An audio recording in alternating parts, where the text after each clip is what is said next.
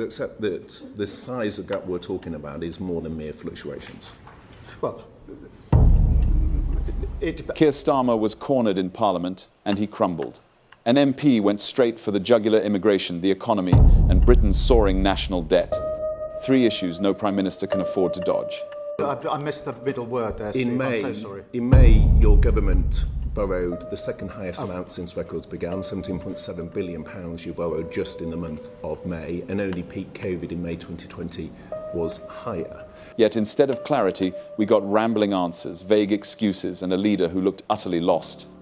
Now, don't expect the mainstream media to shine a light on this moment, but here you'll see it unfiltered. The OBR predicted one thing. By the spring, it predicted something else. By autumn, they will give their prediction going forward from there, and we have to work from that forecast. But that's been consistent in a deteriorating line. That's the concern. It's not been fluctuating and getting better for some of the time. It's been consistently deteriorating. Pay close attention, because what you're about to watch says far more about Britain's future than Starmer would ever admit.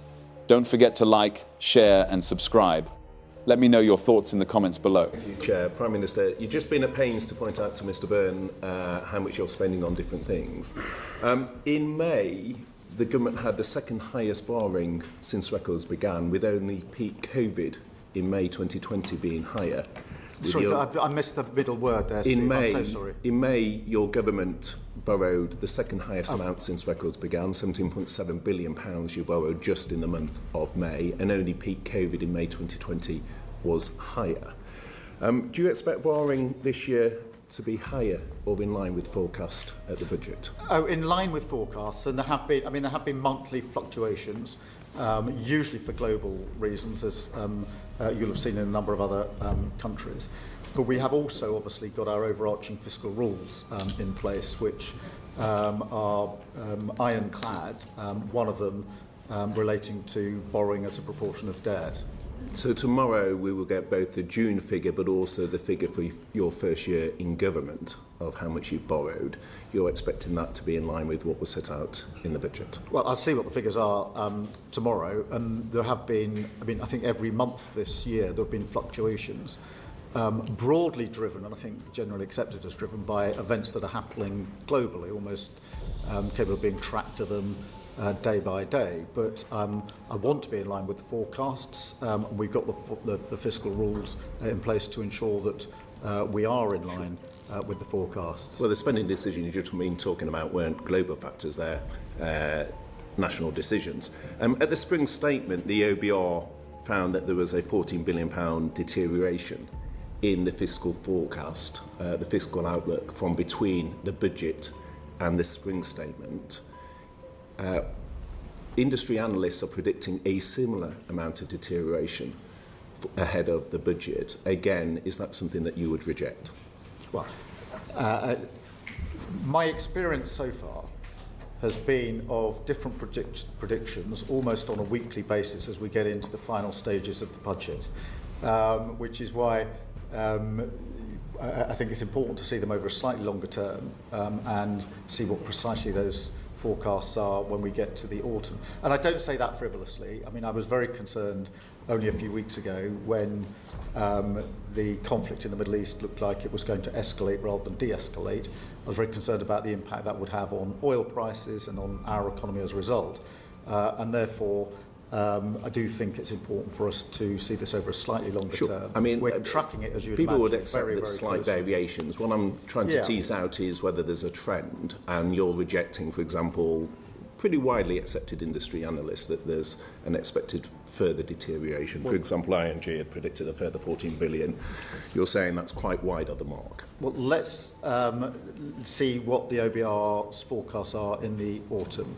Right. As I say, my experience is that those forecasts change on a pretty regular basis, often according to external factors, and trying to guess now what the forecast might be in the autumn is fraught with all sorts of difficulties. Fine. In terms of consistency then, given other things change, is it reasonable to say, with regard to the fiscal headroom that you set out, that as a point of principle, you feel that there should be a reasonable amount of fiscal headroom? Yes. and you took measures to restore the headroom in the spring statement. Was that because the fiscal headroom you put in place at the budget was too insufficient? No, I don't think so. I'd gently point out that the fiscal headroom we put in the budget was considerably more than the last government put in their last budget by some measure. But then there was a lot of fluctuation in the early part of this year, particularly with conflicts in different parts of the world, but also with the immediate after effects of the tariff decisions that were being taken, for example, in America, had an impact. And it was right, in my view and the Chancellor's view, that we retained the fiscal headroom. Okay, so even though the headroom at the budget was insufficient and you, in my view, rightly took measures at the spring statement to restore it, the OECD are wrong when they said last month, again, pointing to how thin the fiscal headroom is. Again, you feel both industry analysis is incorrect and you see warnings from the likes of the OECD as incorrect in terms of suggesting it is way too thin. This is the point where he really flounders. The MP has him pinned down, and all Starmer can do is stall. No, I'm not saying they're incorrect. I'm just saying I think it's important for us to look at it in the round and over the slightly longer period. I do think it's important to have that headroom, which is why we put it in the budget last autumn, and why in the spring statement we took the duty, to put that headroom back in, which is what we did. The OBR found that of 21 forecasts that they have done since 2010, all but one of those was overly optimistic. Are you confident that the OBR forecast done at the budget will not be over-optimistic this time? Well, I don't know. I mean, look, that's a matter for the OBR. They make the forecast. They're there for a purpose. And we obviously take what forecast they put in place and act accordingly. Okay, what I'm interested in is decisions you have taken, for example, on welfare, where the IFS, I think, put the figure to over 3 billion, on winter fuel, where your own government figures put the cost as an additional 1 billion. There will be known pressures from decisions you have taken, which will be coming in the forthcoming budget. And what I'm interested in is the trend of a fiscal headroom which was insufficient, and you've already had to take measures to restore it. Warnings of that and warnings from industry. And again, without getting into writing a budget ahead of October, I'm interested in the trends and whether you're concerned. No, I mean, I am, Stephen. You've been in this position preparing for budgets, and you will know the experience, which is that there are forecasts that, as you lead into a budget, in the end come on a weekly basis and fluctuate week to week, literally, and therefore my experience of the budget and the spring statement is to focus intensely on the forecasts when we get them and prepare for them now according to our fiscal rules, which is what we're doing. Well, you would accept that the size of gap we're talking about is more than mere fluctuations? Well,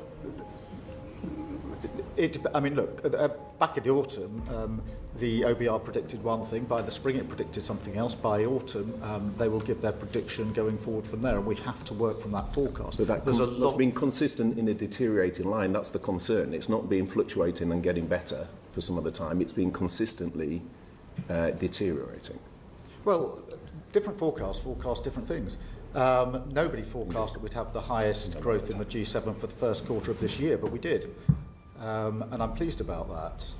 And I think the measures we're taking can create the conditions in which we can improve on that in the autumn and the budgets thereafter. Okay, so optimism, Prime Minister, for the future as well. Of course. Okay, thank you very much. What we just witnessed wasn't strength, it was evasion. Britain's debt is climbing, the economy is faltering, and Starmer's answers are little more than smoke and mirrors. If the press won't expose it, then it's up to us to share the truth. Hit the like button now, subscribe so you're not relying on filtered headlines, and share this with your groups. Every comment, every like pushes this debate in front of more Britons.